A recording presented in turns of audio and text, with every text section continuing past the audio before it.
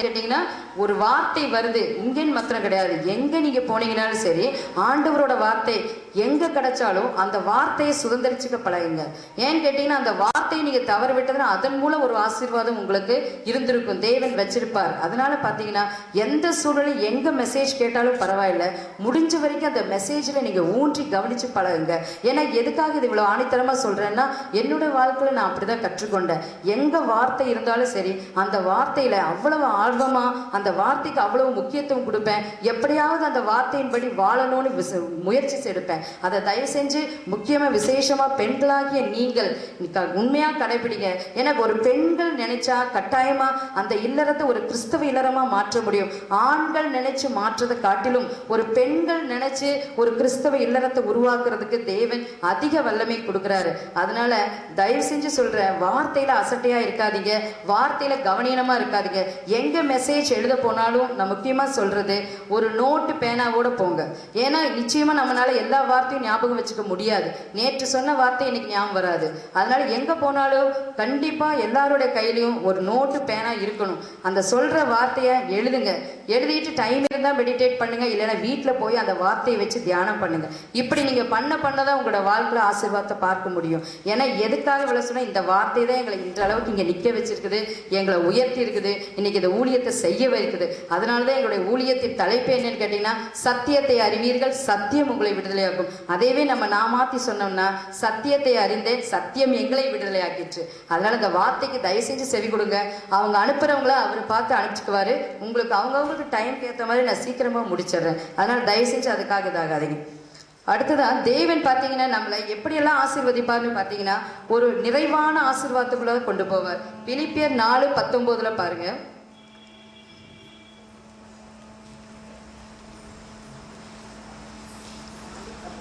பிலிப்பியர் 4:19 புதிய ஏற்பாட்டில் இருக்கு.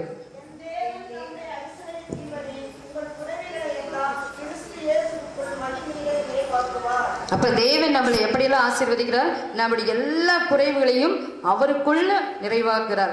அப்ப நம்மளுடைய குறைவு, அது சின்ன குறையோ பெரிய குறையோ எப்படி இருந்தாலும் பரவாயில்ல, அந்த குறைவு எல்லாவற்றையும் நம்ம எதுக்குள்ள வைத்து ஆசீர்வதிப்போமா, கிறிஸ்து இயேசுவுக்குள்ளாக ஆசீர்வதிக்கிறார். அப்ப கிறிஸ்து இயேசுவுக்குள்ள அந்த ஆசீர்வாதத்தை நம்ம பெற்றுக்கொள்ளணும்னா என்னன்னா, கிறிஸ்து இயேசு எப்படி இருக்கிறார் நம்ம பார்த்துருக்கிறோம்.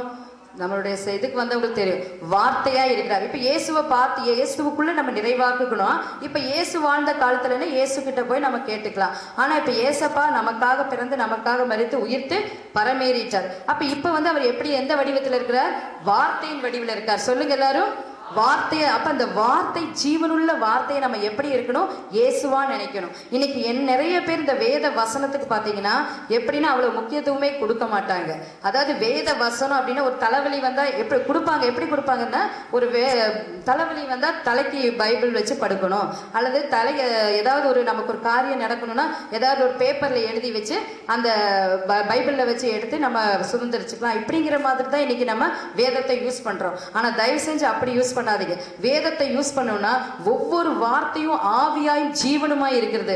அந்த ஆவியும் ஜீவனுமான வார்த்தை உண்மையை நீங்க உணர்ந்தீங்கன்னா, எங்க கேட்டாலும் சரி, ஒரு டிவியில ஒரு செய்தி கேட்கும் போது ஒரு வார்த்தை கேட்டாலும் அந்த வார்த்தை எழுதி வைங்க, இல்ல அந்த வார்த்தை அந்த நாள் முழுவதும் தியானம் பண்ணுங்க. அப்படி பார்க்கும்போது அந்த வார்த்தை கண்டிப்பா உங்களோட பேசும். அப்படிதான் இந்த வார்த்தை சொல்லி பிலிப்பியர் 4:19 சொல்றாரு, உங்களுடைய குறைவுகளை எல்லாம் கிறிஸ்து இயேசுவுக்குள்ள நிறைவாக்குங்கன்னு சொல்றாரு. அப்ப கிறிஸ்து இயேசுவுக்குள்ள நம்ம எப்படி நிறைவாக்க முடியும், அவருடைய வார்த்தைகளை படிப்பதனாலதான் நிறைவாக்க முடியும். அவருடைய வார்த்தைகளை மெடிடேட் பண்ணுவதா, தியானம் பண்ணுவதனாலதான் நிறைவாக்க முடியும். அவருடைய வார்த்தைகளின்படி நடப்பதனாலதான் நம்மளால நிறைவாக்க முடியும். அப்படித்தான் தேவன் நம்மளை எல்லாவற்றிலும் அவருடைய வார்த்தை கொண்டு நம்மளை சரிப்படுத்துறார். அடுத்ததா பாத்தீங்கன்னா எப்படி அந்த வார்த்தை நமக்கு கிரியை செய்யுதுன்னா, எபேசியர் 3:20 வாசிங்க. எபேசியர் 3:20 புதிய ஏற்பாட்டில் இருக்குது.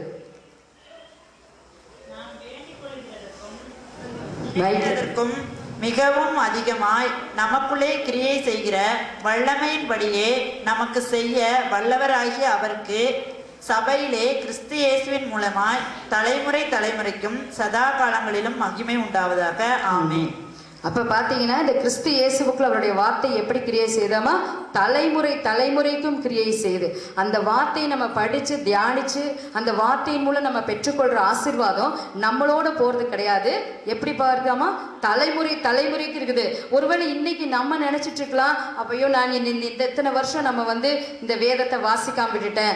நாங்கெல்லாம் அப்படி யோசிச்சிருக்கிறோம் ஒரு காலத்துல. எப்படின்னு கேட்டீங்கன்னா, இன்றைக்கு நீதிமொழிகள் பாத்தீங்கன்னா இன்னைக்கு அவங்கவுங்க நீங்க எங்களுடைய கூட்டத்துக்கு வரவங்களா தான் தெரியும். நீதிமொழிகள் பொதுவாக எத்தனை அதிகாரம் இருக்குன்னா 31 அதிகாரம் இருக்குது.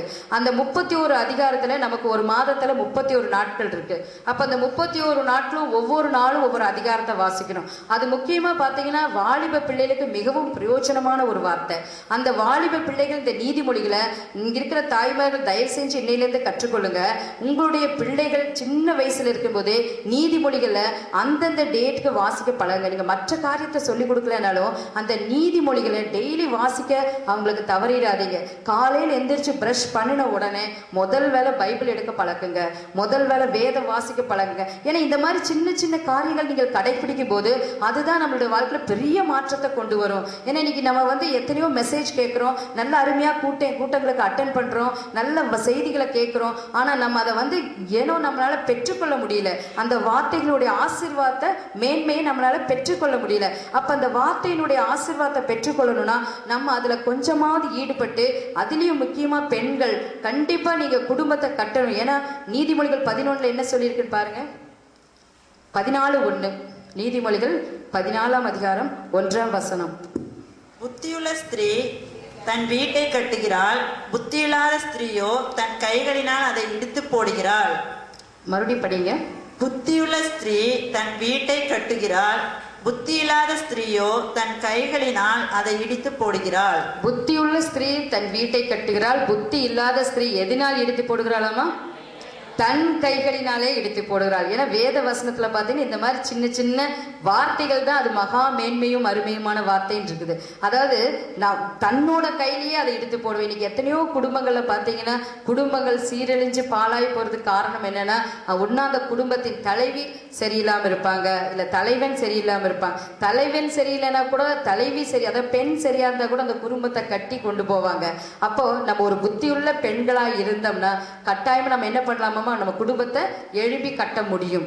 அப்போ ஒரு குடும்ப பெண் கண்டிப்பா நீங்க அதிகாலையில் எழுந்ததும் பிரஷ் பண்ணி முடிச்சதும் வேத வாசிங்கன்னா நம்ம பண்றதை பார்த்து நம்ம தான் பிரதர் அடிக்கடி சொன்னாரு, நம்ம தான் பிள்ளைகளுக்கு ரோல் மாடல். அப்ப ரோல் மாடலா இருக்கும்போது நம்மளே டிவி பார்த்துட்டு பிள்ளைகளை படிங்கன்னு சொன்னா கண்டிப்பா படிக்க மாட்டாங்க.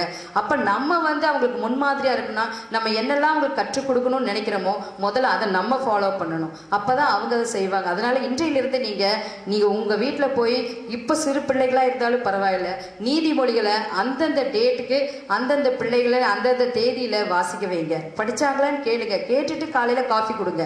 அப்படி ஒரு கண்டிஷனோட பழக்குங்க. அந்த பிள்ளைகளுக்கு பாருங்க வருங்காலத்துல ஒரு பெரிய ஆசீர்வாதத்தை காத்து தேவன் வைப்பார். ஏன்னா அந்த வாலிப பிராயத்துல அந்த பிள்ளைகளை வாலிப பிராயத்துல பாத்தீங்கன்னா 2 பேர் அந்த பிள்ளைகளை தொடணும்னு நினைப்பாங்க. எப்படின்னு கேட்டீங்கன்னா சாத்தானும் அந்த பிள்ளைகளை தொடணும்னு நினைப்பா, ஆண்டவரும் தொடணும்னு ஆண்டவர் நினைப்பார். எப்படியாவது இந்த பிள்ளை இந்த வாலிப பிராயத்துல தப்பிச்சுட்டா வாழ்நாள் முழுசும் நம்ம தப்பிச்சு நம்மளோட பாதப்படியில வந்துருமேன்னு ஆண்டவர் நினைப்பார். ஆனா சாத்தான் நினைப்பான் இந்த வாலிப பிராயத்தை டச் பண்ண போது இவனோட வாழ்க்கை சீரழிஞ்சு போயிடும் நினைப்பான். அதனால விசேஷமா வாலிப பிராயங்களை வச்சிருக்கிற பெண்கள் அதிகமா வேத வசனத்தை கற்றுக் கொடுங்க பிள்ளைகளுக்கு. நீங்க வேத வசனத்தை கற்றுக் கொடுக்கும் போது அந்த பிள்ளைகள் எப்பேற்பட்ட காரியத்துக்குள்ள போனாலும் அவங்களால அந்த காரியத்துக்குள்ள ஈடுபடவே முடியாது. அதனால நீங்க வேதத்துக்கு அதிகமா பெண்கள் நம்ம கவனம் கொடுத்து நம்ம வேதத்தை கற்றுக் கொடுத்து நம்ம அந்த பிள்ளைகளுக்காக ஜெபிக்கும் போது நீங்க நல்லா பாருங்க, நம்ம ஒரு லிமிட், நம்ம ஒரு எல்லைக்குள்ளதான் நம்முடைய பிள்ளைகளை பாதுகாக்க முடியும். மீறி போன வாசப்படி வரைக்கும் கொண்டு விடலாம், இல்ல ஒரு காலேஜ் வரைக்கும் கொண்டு டிராப் பண்ணலாம். ஆனா அதுக்கு மீறி நம்மளோட பிள்ளைகளை நம்மளால பாதுகாக்க முடியும்னு நினைக்கிறீங்களா? நிச்சயமா முடியாது. ஆனா நம்மளுடைய வார்த்தையை நீங்க கற்று நமக்குள்ள வார்த்தையை நிரப்பி அந்த பிள்ளைகளுக்குள்ளே வார்த்தையை நிரப்பி விடுங்க. அவங்க தவறான பாதைக்கு சென்னா கூட தேவன் அவங்க அந்த வார்த்தையை அவங்கள விடாது. அந்த வார்த்தை நிச்சயமா அவங்கள அந்த காரியத்திலிருந்து கொண்டு வரும். அப்படிதான் பாத்தீங்கன்னா இந்த வார்த்தையை கொண்டு யாரெல்லாம் எப்படியெல்லாம் இந்த காலங்கள்ல வெற்றியை பார்த்தாங்கன்னு ஒரு சிலர் மட்டும் நம்ம பார்ப்போம். அந்த வார்த்தையை நம்ம அப்படி படிக்கும் போது நமக்கு எப்பேற்பட்ட ஆசீர்வாதத்தை தேவன் கொடுக்கிறாருன்னு மல்கியா 3:10 வாசிக்கலாம். மல்கியா 3:10.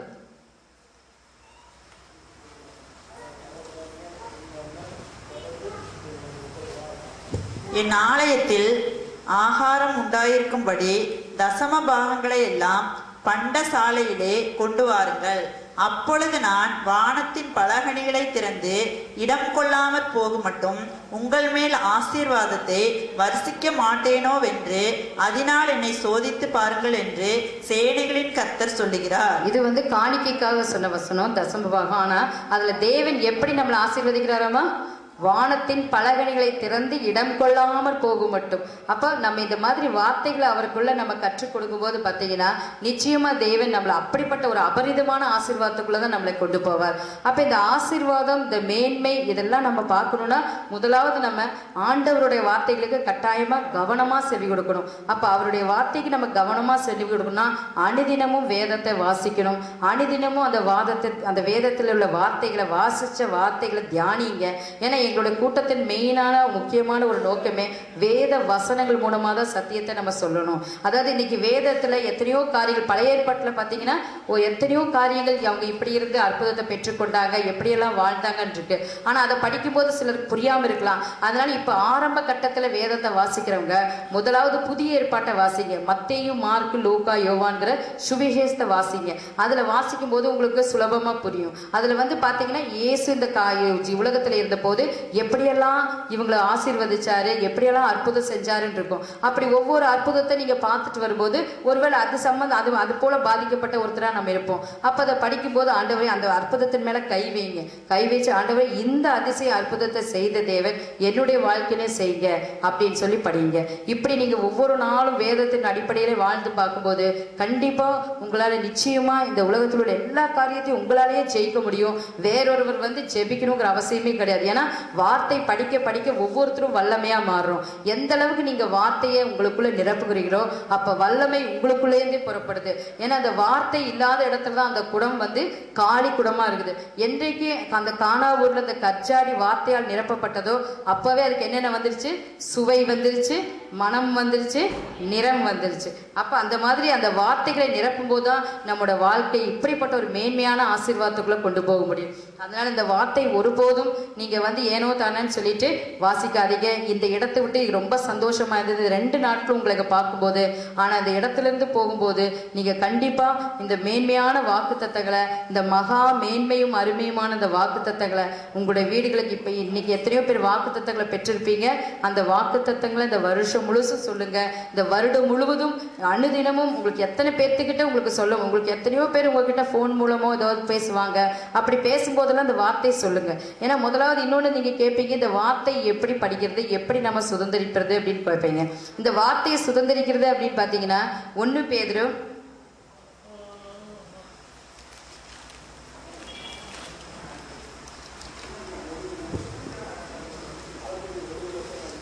2 பேதுரு 1:4 பாருங்க. 2 பேதுரு 1ஆம் அதிகாரம் 4ஆம் வசனம். இச்சையினால் உலகத்தில் உண்டான கேட்டுக்கு தப்பி திவ்ய சுபாவத்துக்கு பங்குள்ளவர்களாகும் பொருட்டு மகா மேன்மையும் அருமையுமான வாக்கு தத்தங்களும் அவைகளினாலே நமக்கு அருளப்பட்டிருக்கிறது.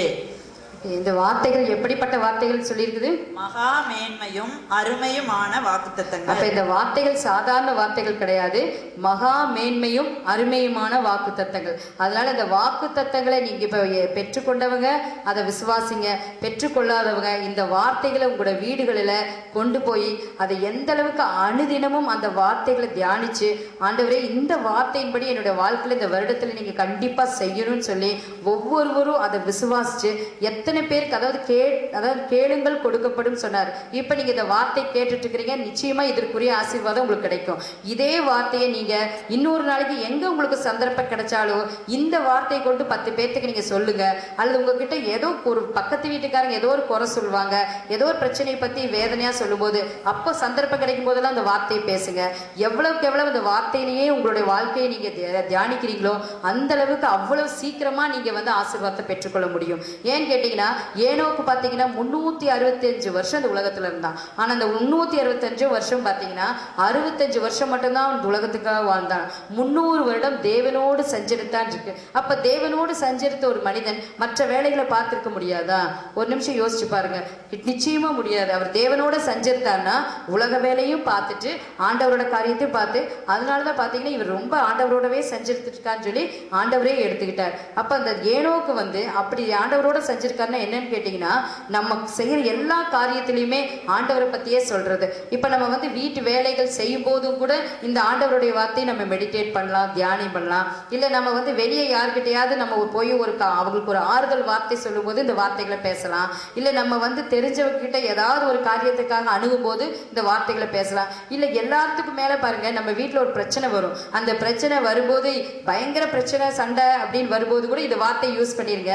அப்ப பாத்தீங்கன்னா யாரோ ஒருத்தருடைய கோபம் தணிஞ்சு போகும். இப்படிதான் பாத்தீங்கன்னா அந்த வீட்டுக்குள்ள ஒரு சமாதானத்தை உண்டாக்க முடியும். எல்லாத்தையுமே கொண்டு வரது என்னன்னு கேட்டீங்கன்னா இந்த வார்த்தை தான். அதனால இந்த வார்த்தையை இந்த 2 நாட்களும் நீங்க ஆண்டவரோட சமூகத்திலிருந்து பெற்றுக்கொண்டவங்க இந்த இடத்துலயே விட்டுட்டு போயிடாதீங்க. தயவு செஞ்சு சொல்றேன், இந்த வார்த்தையை உங்களோட வாழ்நாள் முழுசும் நீங்க கடைபிடிங்க. அப்படி கடைபிடிக்கும் போது பாத்தீங்கன்னா இன்றைக்கு நமக்கு நம்மளுடைய பிரதர் சொன்ன வாக்குத்தத்தத்தின்படி ஏசாயா 8:18 மறுபடியும் படிப்போம். ஏசாயா 8ஆம் அதிகாரம் 18ஆம் வசனம்.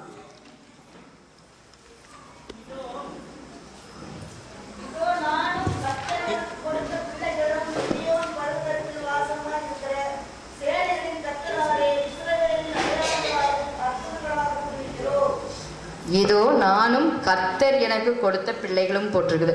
அப்ப பாத்தீங்கன்னா கர்த்தர் கொடுத்த பிள்ளைகள் தான் நமக்கு. அப்ப அந்த எப்படி இருப்போமாமா, இஸ்ரவேலிலே அடையாளங்களாகவும் அற்புதங்களாகவும் தான் இருக்கணும். அப்ப நம்ம இதுவரைக்கும் வாழ்ந்த வாழ்க்கை எப்படி இருந்தாலும் பரவாயில்ல. சகோதர சகோதரிகளை இங்க இருக்கிற பெரியவர்களை யாரா இருந்தாலும், சிறு பிள்ளைகள் குழந்தைகள் யாரா இருந்தாலும் பரவாயில்ல, இந்த 2 நாட்களும் நீங்க இந்த இடத்துல இருந்து கேட்ட வார்த்தையை இதோட விட்டுட்டு போயிடாதீங்க.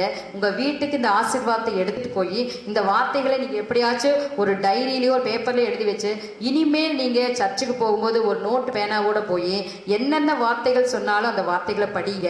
அதே மாதிரி நீதிமொழிகளை அனுதினமும் உங்கள் பிள்ளைகளுக்கு கற்றுக் கொடுங்க.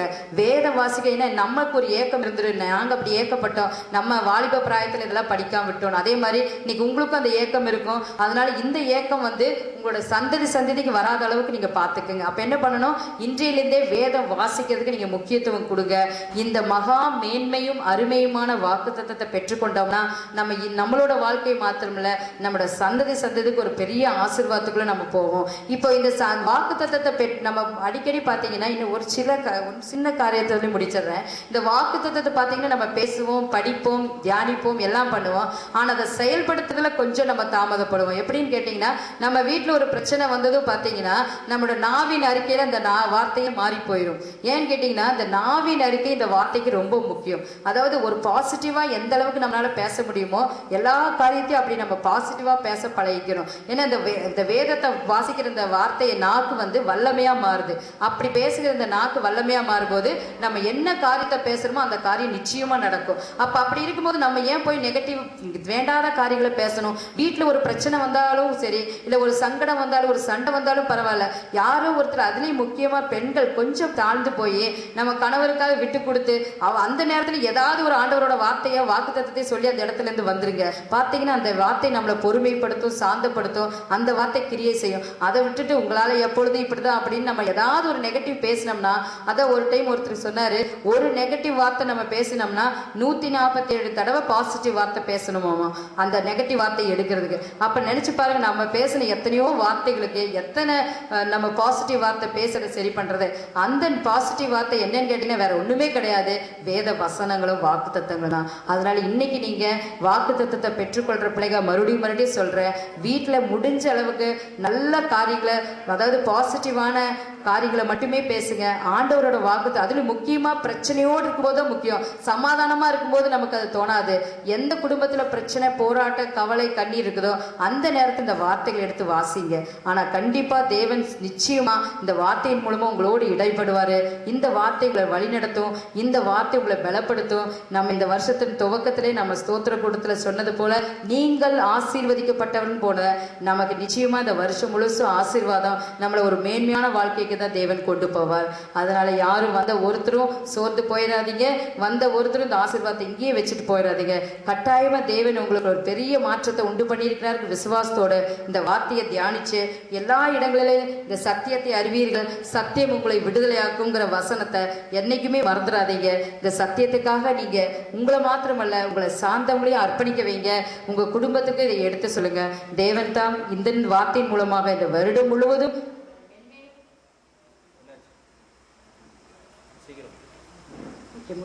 மென்மேலும் ஆசீர்வதித்து தேவன் சகல காரியத்திலும் அவருடைய பிலிப்பியர் 4:19 சொன்னது போல அவருடைய கிறிஸ்துவுக்குள்ளான ஐஸ்வர்யத்துல உங்களை வழிநடத்துவாரு. அதனால கிறிஸ்துவுக்குள்ளான ஐஸ்வர்யத்துல உங்களோட குறைவுகள் எல்லாம் மாத்தணும்னா கிறிஸ்து உங்களுக்குள்ள இருக்கணும். கிறிஸ்துவாகிய வார்த்தை உங்களை வழிநடத்தட்டும். கண்டிப்பா அடுத்த கூட்டத்துல சந்திக்கும் போது நீங்கள் எல்லாரும் ஒரு பெரிய சாட்சி சொல்விக்கிற விசுவாசத்தோடு இந்த உரையை முடிக்கிறேன். கர்த்தருக்கே துதி கன மகிமை உண்டாவதாக. ஆமென்.